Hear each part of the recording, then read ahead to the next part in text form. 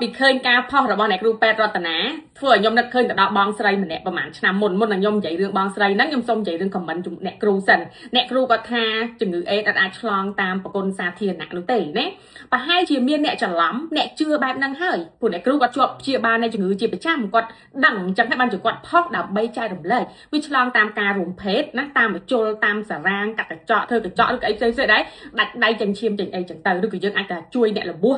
ដែលយើងមានរបួសតិចតួចឆ្កូតដៃឆ្កូតជើងទៅជួយអ្នករបួសដែលគាត់មានឈាមមានអីគាត់មានមេរោគអេដមកប៉ះយើងអាហ្នឹងវាអាចឆ្លងអីចឹងទៅប៉ុន្តែ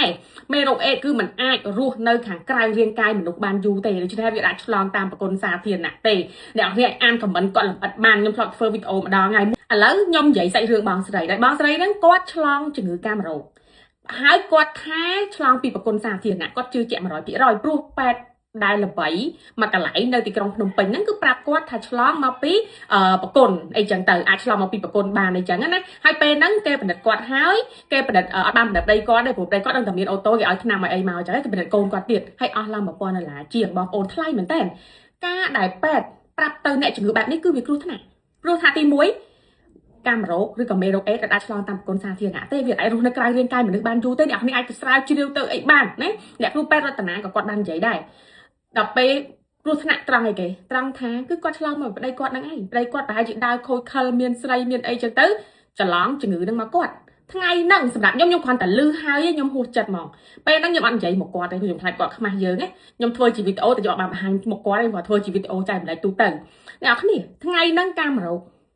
ថ្ងៃក្រោយចូលឆ្លងអេដមកធ្វើមិនទៅបងស្រីអត់ដឹងខ្លួនថាគាត់ឆ្លងមកពីប្តីទេគាត់គិតតែរឿងប្រគុណហ្នឹងណាព្រោះគាត់ជឿជាក់ 100% ហ្មងអញ្ចឹងគាត់អត់បានប្រយ័ត្ន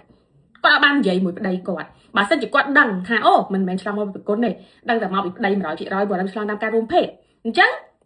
គាត់អាចទៅនិយាយមួយប្តីគាត់ឬក៏យើងនិយាយគ្នាអីចឹងទៅឲ្យប្រយ័ត្នឲ្យអីឬក៏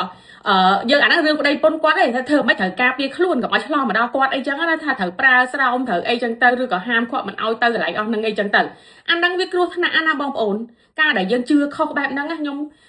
ធ្វើវីដេអូនេះចង់បងប្អូនដឹងនៅចំណុចទាំងអស់ហ្នឹងហើយប្រុងប្រយ័ត្ន